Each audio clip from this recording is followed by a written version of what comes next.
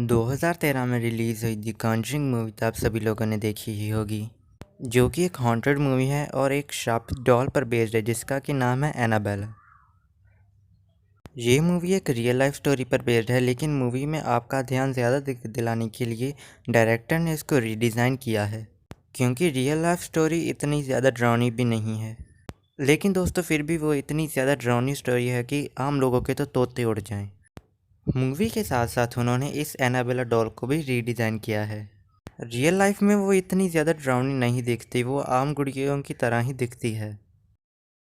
And ये जो आप अभी अपनी स्क्रीन पर देख रहे हैं यही है असली Annabelle doll.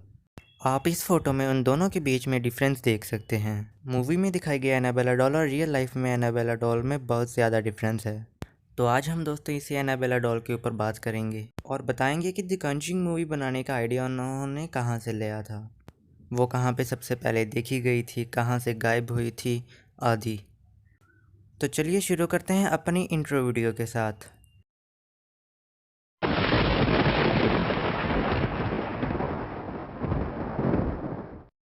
In the middle of 1960 एक अमेरिकन राइटर को उसके घर के बैकयार्ड में एक क्यूट सी प्यारी सी डॉल दिखी जिसको कि उसने पहले कभी नहीं देखा था। तो फिर उसने अपने आस पड़ोस वाले लोगों से उस डॉल के बारे में पूछा कि कहीं ये डॉल उनकी तो नहीं, लेकिन सब ने मना कर दिया। तो फिर उसने वो डॉल अपनी 12 साल की बेटी को दे दी जिसका कि नाम था मार्शला। मार्शला को वो डॉल बहुत ज़्यादा पसंद आई। वो उसके साथ सारा सारा दिन खेलती थी और रात में भी उसको अपने साथ ही लेकर सोती थी। उसके घर वाले भी उसको देखकर खुश होते थे क्योंकि उनकी बेटी खुश रहती थी। लेकिन एक दिन अचानक वो गुड़िया अपने घर से गायब हो गई। मार्शला ने और उसके पेरेंट्स ने उसको ढूंढने की बहुत कोशिश की लेकिन वो कहीं भी नहीं मिली। फिर जब मार्शला 13 साल की हुई उसकी किसी बीमारी की वजह से मौत हो गई। मार्शला की डेथ के बाद उसके पिता जो कि एक राइटर थे उन्होंने एक बुक लिखी जिसका कि नाम था एनाबेला। उन्होंने उस बुक के फ्रंट पेज पर एनाबेला की फ़ोटो भी छापी थी जिसमें कि उन्होंने बताया था कि उनकी बेटी कैसे उस डॉल के साथ खेलती है और उसके साथ खुश रहती है, एंड कैसे वो अचानक एक दिन डॉल उनके घर के बैकयार्ड में आ गई और एक दिन अचानक से उनके घर से गायब हो गई।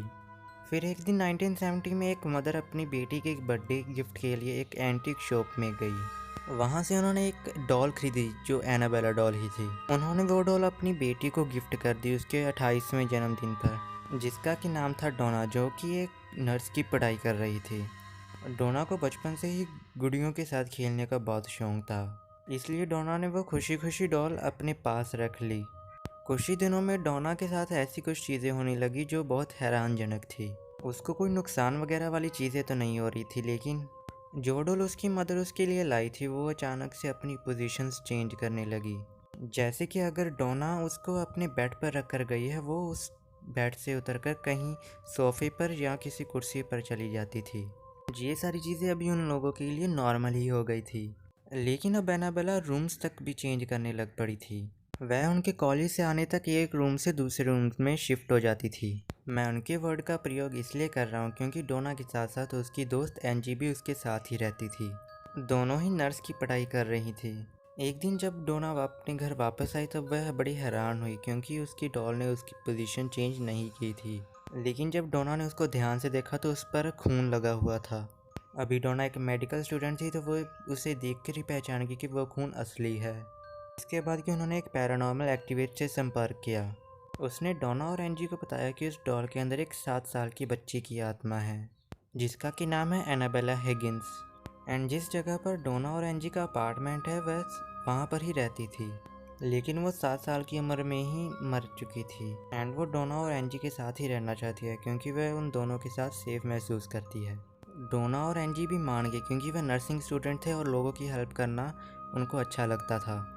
लेकिन उनके साथ एक ल्यू नाम का लड़का भी रहता था जो कि एनाबेला को शुरू से ही पसंद नहीं करता था। उसके मुताबिक एनाबेला उनको हार्म पहुंचा सकती है। एक दिन जब वो रात में अकेला आराम से सो रहा था तब उसने एक आवाज़ सुनी जो कि किसी बच्चे के हंसने की थी। उसने उठने की कोशिश की लेकिन उसने महसूस किया कि उसकी बॉडी एकदम अकड़ चुकी है, अपना हाथ पैर हिला नहीं पा रहा था। उसने अपनी तरफ एनाबेला डॉल को आते हुए देखा जो कि उसके पास आकर रुक गई। फिर दोस्तों वो बेहोश हो गया और जब सुबह उठा तो वो उसके एक सपने की तरह ही लगा। वो समझ नहीं पा रहा था कि वो एक सपना है या हकीकत में एनाबेला डॉल उसके पास आई थी। फिर एक दिन लू और एंजी ही सिर्फ घर पर थे। उन्हें अचानक एक रूम से आवाज़ आई जो कि डोना का रूम था। उन्हें लगा कि कोई वहाँ पर चोर आया होगा, लेकिन जब लू वहाँ पर पहुँचा तो उसने सिर्फ उस कमरे में एनाबेला डॉल को ही देखा। वह एनाबेला डॉल को वहाँ पर देख बहुत हैरान हुआ। फिर अचानक उसकी छाती में बहुत ज़ोर से पेन हुआ। जब उसने देखा तो उसकी छाती पर 7 स्क्रैचेस आए हुए थे और उनमें से बहुत सारा खून भी बह रहा था।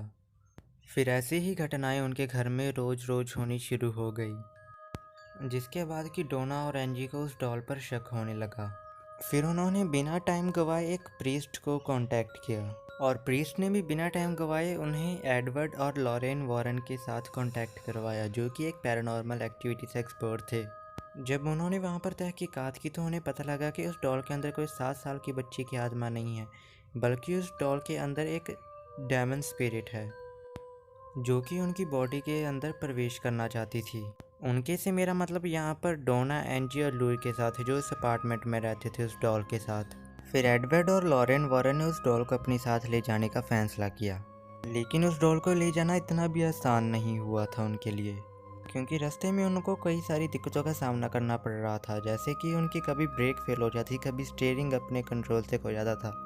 ऐसा उनके साथ बहुत ज़्यादा होने लगा, जिसके बाद कि उन्होंने उस डॉल के ऊपर होली वाटर डाला, जिसके बाद कि वो सारी घटनाएं काफ़ी हद तक बंद हो गई एंड वो दोनों सही सलामत अपने घर में पहुंच गए।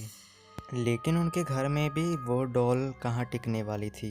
वह डॉल उनके घर में भी अपनी जगह ही चेंज करने लग पड़ी, जैसे वो कभी किसी कबर्ड के अंदर मिलती, कहीं कभी किसी सोफे के ऊपर या किसी कुर्सी के ऊपर। जिसके बाद कि एडवर्ड ने उसको एक वुडन लॉकर के अंदर लॉक कर दिया एंड वो वुडन लॉकर एनाबेला के साथ अभी भी उनके म्यूज़ियम के अंदर ही है। भले ही वो उस वुडन लॉकर से बाहर नहीं आती, लेकिन इसका मतलब ये नहीं कि वो आपको अभी भी नुकसान नहीं पहुंचा सकती। जैसे कि उसको देखने के लिए एक बार एक कैथोलिक फादर जैसन ब्रैडफोर्ड आए थे, जिन्होंने कि उस डॉल को कहा था कि तुम एक सिर्फ डॉल हो, तुम किसी को हार्म नहीं कर सकती। ये बात उस एनाबेला डॉल को अच्छी नहीं लगी उनकी, जिसके बाद कि एडवर्ड ने भी उनको कहा था कि ये बात आपको उसके सामने नहीं करनी चाहिए थी, वो उसको ये बातें अच्छी नहीं लगती। जिसके बाद कि एडवर्ड ने उनको कहा भी कि आप रास्ते में ध्यान से जाना और घर जाकर ही फ़ोन कर देना। लेकिन घर जाते वक्त ही उनका रास्ते में एक्सीडेंट हो गया और वह उस एक्सीडेंट में बाल बचे। लेकिन सिर्फ यही बात नहीं, ऐसे कई केस हैं जिसमें कि लोगों ने एनाबेला को बहुत बुरा भला बोला, जिसके बाद कि उन सब की 1-2 दिन के अंदर अजीब तरीके से डेथ हो जाती रही। तो बस गाइस, आज की वीडियो के लिए इतना ही। अगर आप लोगों को वीडियो पसंद आए तो वीडियो को लाइक कर देना, चैनल को सब्सक्राइब कर देना। हम आपसे मिलते हैं नेक्स्ट वीडियो में, तब तक के लिए ओके बाय।